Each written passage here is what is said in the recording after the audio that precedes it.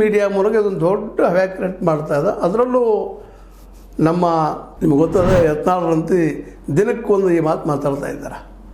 ಮುಖ್ಯಮಂತ್ರಿ DKC, ಉಪಮುಖ್ಯಮಂತ್ರಿ ವಿಜಯೇಂದ್ರ ಇಬ್ಬರು ಹೊಂದಾಣಿಕೆ ಐತಿ.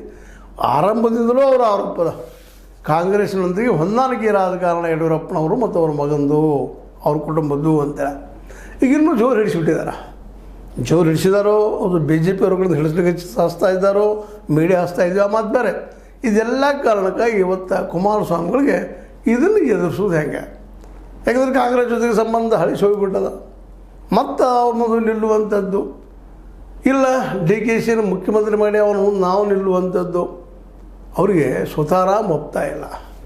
ಹೀಗಾಗಿ ಇವತ್ತು ಜನತಾದಳ ಅಥವಾ ಕುಮಾರಸ್ವಾಮಿಗಳ ಈ ಜನತಾದಳ ಇವತ್ತು ಆತಂಕದಲ್ಲದ.